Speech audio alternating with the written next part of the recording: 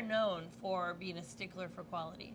I've worked with you personally on these products and seen us go for weeks and months sometimes getting something just perfect, especially when you want to come out with something new. Exactly. But one of my favorite of all your products, my personal favorite, just French fry seasoning. I mean, this isn't barbecue, it's French fries. French fries are something on the side of your barbecue. But people come here and rave about, oh my God, Joe's French fries. Yeah. They used to always ask to take stuff home. We used to put it in little containers for everybody and all that. And eventually it was through working with you guys that said, listen, and barbecue rubs they have been up until the last 10 years, a hard sell. They sit in the grocery stores. Nobody knows what to do with them. We're doing a good job. You are. I am with my store. Everything we do on TV and media is teaching people, hey, go grab a bottle of it and go outside and cook it. And the fry seasoning was a natural, because it's sort of a mixture of it's a mixture of a few of our rubs. It's got a couple other secret ingredients in it. We were just doing an event at the Royal this Thursday night for the new incoming CEO of the KCBS.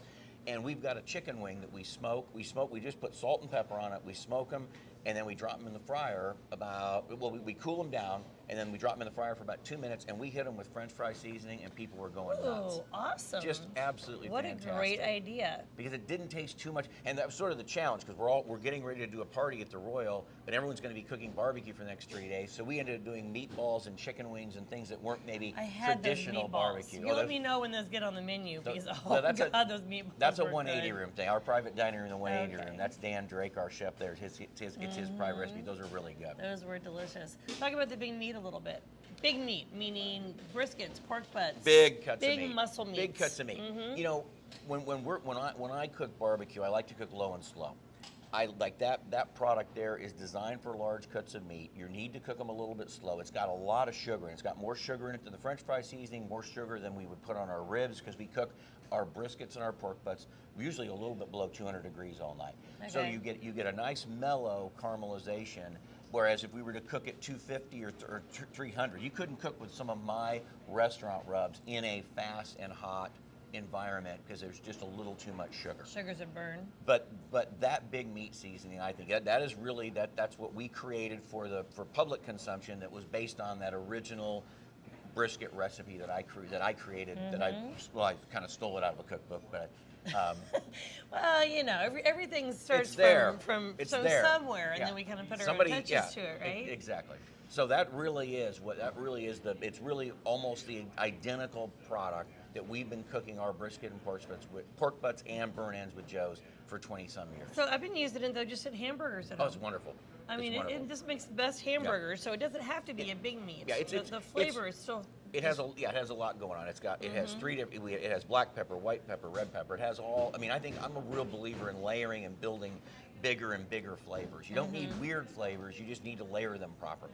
Yeah, no, absolutely. And of course, your sauce has been infamous for a long time. I mean, there was nothing like the original Joe's sauce. Yeah, you don't cook with this. Talk to our home cooks a little bit, though. You're not layering sauce on a rack of ribs and putting them on the grill. This is a finishing. We certainly don't want to do that. We really want barbecue. Barbecue sauce is a condiment. It's a condiment. It can be used in a cooking sauce. If I was going to tell you how to do that, you might want to take those ribs. We might take and season those ribs. We could use big meat. I've got a couple other things I do. I might combine these two to do a rib. You'd cut down on some of the sugar. This one would get it a little saltier. We could cook them a little hotter. We cook those ribs for about 2.5 hours. Now, where I might take the sauces, I might take and make a mixture of butter, melted butter, barbecue sauce, and maybe a little bit of vinegar and a little bit of honey, and pour it over the ribs and wrap them up real tight. That's where we could use the sauce sort of as a braising liquid. So maybe equal parts of sauce and broth and 1 stick of butter, and maybe half a cup of honey or added brown sugar. So you've got a little sweet barbecue thing going on.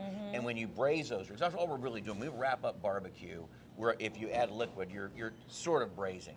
So it could be used as a braising liquid, but what we don't want to do is we don't want to take that rib and put it on that 300-degree grill and slather barbecue sauce on it and set it on it for 20 minutes. The barbecue sauce is going to burn, and it's not going to be a great flavor.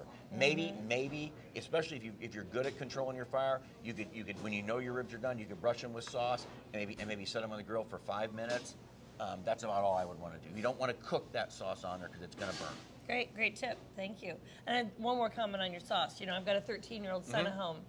he has eaten a lot of barbecue with me. You know, this is his favorite. I know, it's what you said. I have a place blocks from my house. I can go pick up barbecue, but he says, Mom, we have to do carry out because he has to bring it home to put Joe's sauce on it. Okay, good. Wonderful. We love that. Oh yeah, he should write testimonials for you. Good. Well, Jeff, we really appreciate your time. This has been really fun getting to talk and hear more about your story, and maybe sometime we can get a little peek in the back and look in a smoker with you. No problem. Awesome. Thank you very much. Thank you very much. Y'all take care. We'll be back with you soon.